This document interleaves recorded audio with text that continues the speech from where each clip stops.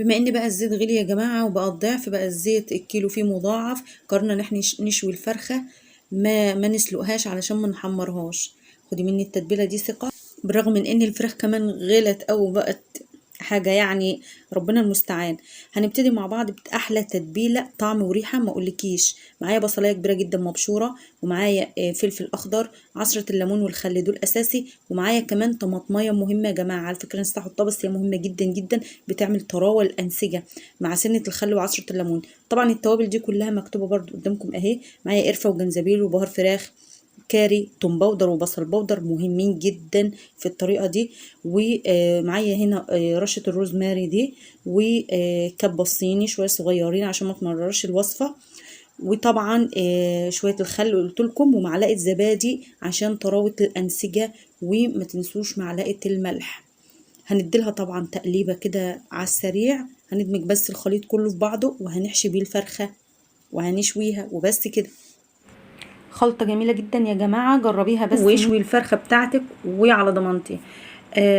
طعم وريحة على السريع كمان كده. هنبتدي بس طبعا احنا فرغنا الجلد من اللحم زي ما حضراتكم كده شايفين، وهنبتدي ان احنا نحشي الخليط اللي معانا ده. خليط بسيط جدا وسهل جدا، وطريقة بسيطة جدا وسهل جدا. شوي فراخ يا جماعة مش افتكاس، يعني انا مش عامله وصفه مش مفتكسه حاجه يعني، بس انا حبيت اقدم لكم تتبيله جميله جدا. يعني مش هقول زي بتاع المحلات، هي ممكن تكون الريحه يعني فيها توابل زي ما حضراتكم شايفين كده، حاجه مميزه يعني.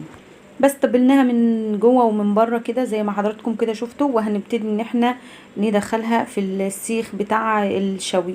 حاجه بسيطه جدا، ولا عملتها على ازازه ولا عملتها، عشان بس ما نصعبش على نفسنا المواضيع وناكل حاجه ظريفه وخفيفه وسهله كمان، ما اجهدتناش. طيب احنا حطيناها في السيخ اهو زي ما حضراتكم شفتوا، واكيد لفيناها بالخيط او الدبار علشان تبقى متماسكه كده زي ما انتم شايفين، وتقدر تلف في السيخ بمنتهى السهوله. اللي تحتها دي شويه ميه اهي علشان طبعا ما تبهدلش الفرن معانا. شويه الميه دول علشان لو هينزل حاجه من الفرخه تنزل عليها. والله حابينها شوربه حابين، مش حابين خلاص تمام ارموها يعني. انا رميتها بس ايه، حطيت فيها القناص عشان تستوي. فبس شايفين اللون، شايفين الطعام يعني فرخه فخامه يعني. تقدري دلوقتي تقولي على الفرخه يعني السعر اللي بتجيبي بيه الفرخه دلوقتي كنت تقدري تجيبي بيه فرخه مثلا كبيره، او فرختين كمان مع بعض بنفس السعر ده. بس الحمد لله على كل حال. حتى كنا بنربي فراخ، العلف طبعا غلي وراح في داهيه. الحمد لله على كل حال. عملنا معاها رز اصفر، وبشكركم جدا. مع السلامه.